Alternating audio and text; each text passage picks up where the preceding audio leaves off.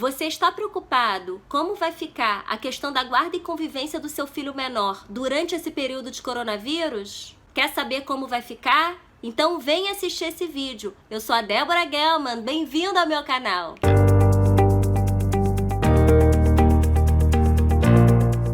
Eu tenho sido muito procurada por mães e pais que estão super preocupados com a questão da guarda e convivência dos filhos menores durante esse período atípico de pandemia que estamos vivendo. Há pouca jurisprudência dos nossos tribunais em relação a esse assunto. Por isso, é um tema que merece bastante atenção. O judiciário está com os prazos suspensos, trabalhando somente em sistema de plantão. E as questões envolvendo os planos de saúde e os presos do sistema penitenciário, eles precisam ser tratados com maior prioridade. O meu conselho é que os pais conversem entre si e que eles decidam durante esse período como será a convivência com os filhos menores, levando em consideração o melhor interesse da criança e do adolescente e de todos que estão ao seu redor. O ideal é que haja uma restrição à circulação da criança, principalmente se essa criança ela pertencer ao grupo de risco, por exemplo,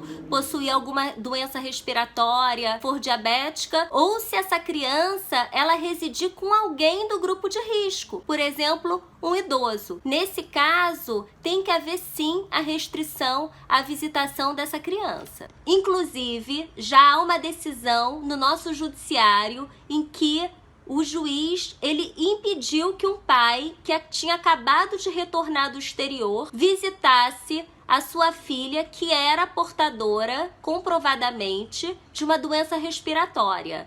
O juiz determinou que esse pai permanecesse em quarentena e depois de terminado esse período é que ele poderia ter contato físico com essa sua filha. Uma outra questão muito interessante é a seguinte: e se um dos pais for infectado? O ideal é que a criança permaneça com outro genitor que não está infectado. Inclusive, essa foi uma decisão muito acertada de um juiz da Espanha e que pode, de repente, ser um precedente aqui no nosso tribunal brasileiro. Uma outra questão é a seguinte: se nenhum dos dois pais estiverem infectados, os dois também não pertencerem ao grupo de risco e nem conviverem com alguém que pertence ao grupo de risco, tem que ser mantido o regime de convivência como foi acordado. Lembrando sempre que a criança ela tem que ser preservada, ela tem que ser transportada de uma forma segura e ela não pode ficar exposta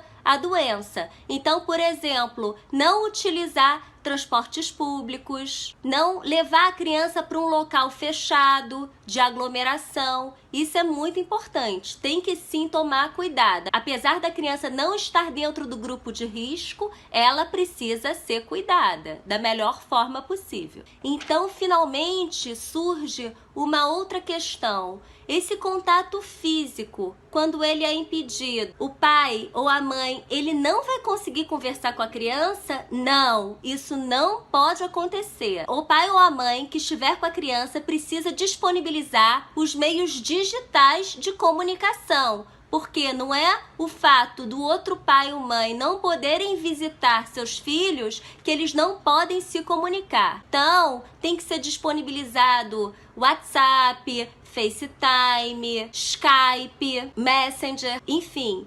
Esse pai ou mãe precisa disponibilizar acesso a esses meios de comunicação para o seu filho poder se comunicar com o seu pai ou a sua mãe. Caso haja essa proibição de comunicação, poderá ficar configurada uma alienação parental e, nesse caso, o judiciário poderá sim ser acionado. E o sistema de compensação de visitas, como fica? Vai poder haver essa compensação? Eu sempre digo que o tempo de visita, o tempo de convivência, ele tem que ser medido através da qualidade e não da quantidade. Então, isso vai depender da convenção, vai depender da conversa entre os pais, para aí sim eles chegarem no melhor denominador comum. Obviamente, vai ter que ser observado o bom senso e o melhor interesse da criança. Espero ter tirado as principais dúvidas envolvendo as principais questões sobre a convivência dos filhos menores durante esse período, mas eu sempre quero lembrar, o isolamento é necessário para poder conter